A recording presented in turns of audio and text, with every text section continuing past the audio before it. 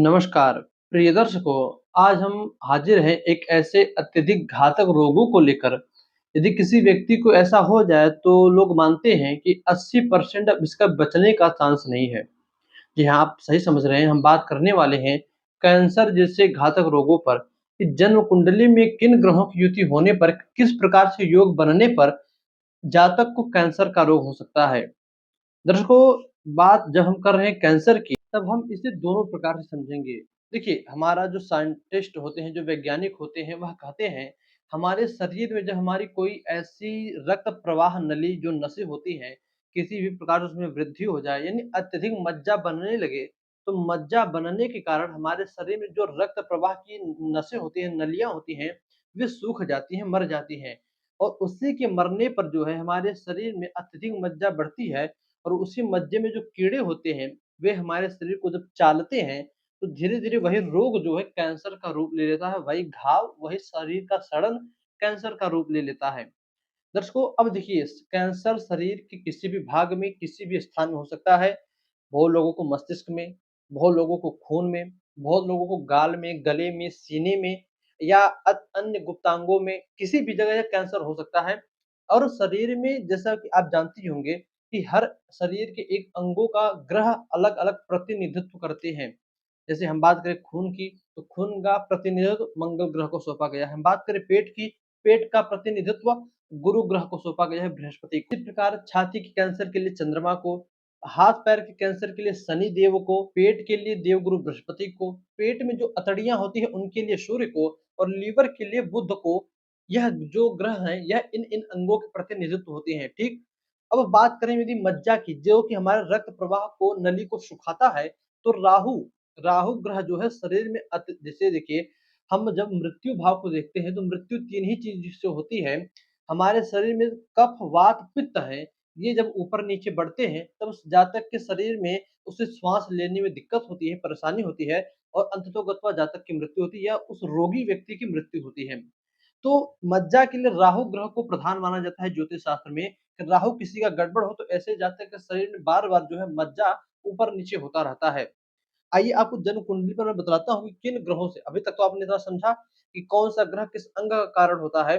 और रोग के लिए हम कुंडली के छठे भाव को और रोग को सिद्ध करने के लिए नहीं, गारंटी पूर्वक कहते हैं कि रोग है, इसके लिए हम कुंडली के अष्टम भाव को देखते हैं। छोटा रोग छठा भाव, बड़े रोग के लिए कुंडली का 8वाँ भाव देखा जाता है। दर्शकों, अल्सर जैसी बीमारियों के लिए भी शनि इत्यादि ग्रह को, राहु ग्रह को देखा जाता है। अब आइए कुछ ऐसे योग इन्हीं ग्रहों से मिलाकर मैं आपको बतलाता हूँ, जो कि किसी भी जातक की जन्म कुंडली में बने, तो आप समझिए उसे कैंसर जैसे रोग होने की बहुत ज़्यादा चांस नहीं, बहुत ज़्यादा चांस है। कौन-कौन से योग होते हैं, आइए जानते हैं।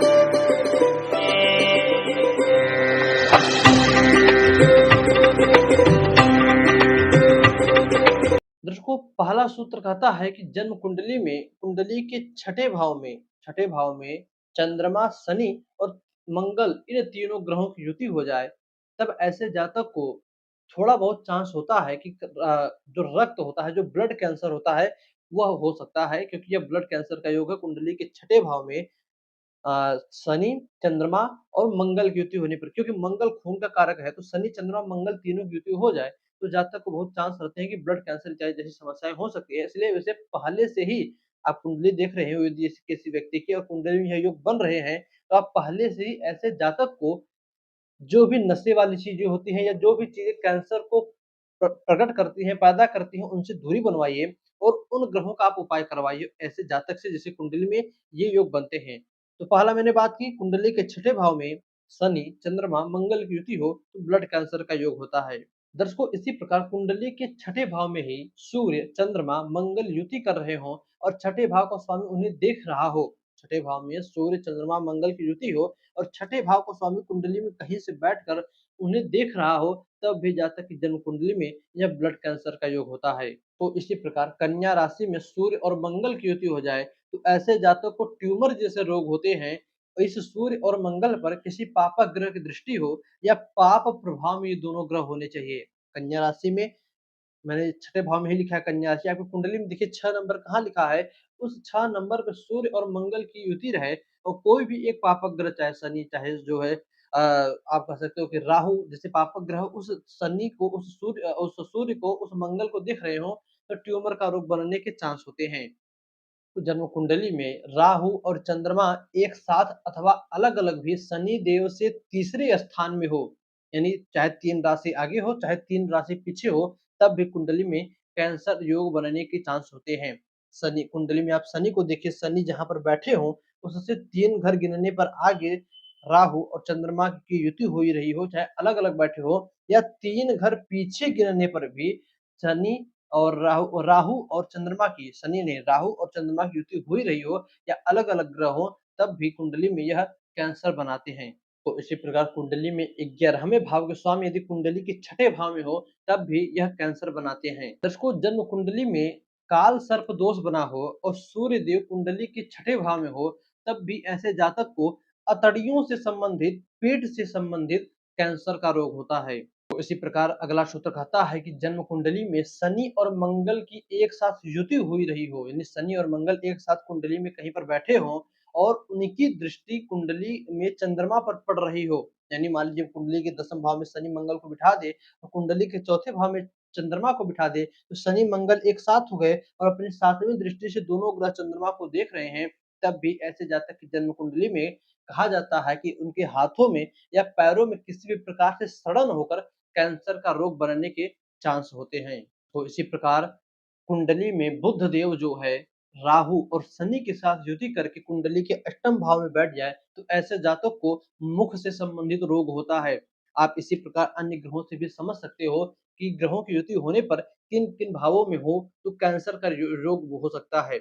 दर्शकों, अब मान लीजिए किसी भी जातक की जन्म कुंडली में ऐसा योग बना हो और उससे प्रतीत हो रहा हो कि नहीं मुझे दिक्कत हो सकती है, हुई नहीं हो सकती है, तो ऐसा जातक जो है सबसे पहले तो उस ग्रह से संबंधित उपाय करे, भगवान शिव की शरणागति ग्रहण करे, महामृत्युंजय मंत्रों का जप करे। अगर वह ग्रह जो है कमजोर अवस्था में है, उनका उपाय करे, उनके रत्नों को धारण कर सकता है अपनी जन्म कुंडली दिखलवा कर। और दर्शकों, इसी के साथ-साथ जो ऐसे खान-पियन, जो ऐसे खाने की चीज़ें, पीने की चीज़ें होती हैं, जिससे कि आप जानते हो कि कैंसर जैसे रोग हो सकते हैं, उन चीज़ों का आप परहेज़ कीजिए। भाई, और हम क्या बता सकते हैं, ज्योतिष शास्त्र हमारा आपको मार्गदर्शन, आपको रास्ता ही दिखा सकता है। यदि कुंडली में किसी के ऐसे योग बन रहे हैं, तो सबसे पहले परहेज़ कीजिए, परहेज़ ही सबसे बड़ी दवा है। परहेज़ कीजिए और ग्रहों का उपाय कीजिए, डॉक्टरी सलाह ज़रूर लीजिए। समय-समय पर जाँच करवाते रहिए और भगवान शिव महामृत्युंजय की शरणागति ग्रहण कीजिए, हम इतना ही कह सकते हैं। चलिए दर्शकों, बस इतना ही।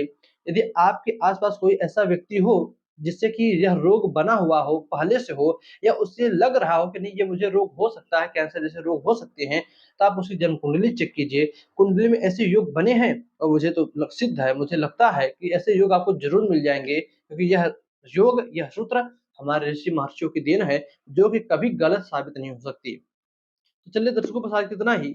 आपको कुछ पूछना हो, कुछ कहना हो तो कमेंट करिएगा, बाकी यह योग तो अपने आप में पूर्ण है ही। चलिए बस आज इतना ही, इजाज़त दीजिए, मैं पुनः से मुलाकात होगी किसी नई वीडियो में, नए टॉपिक के साथ। तब तक के लिए नमस्कार।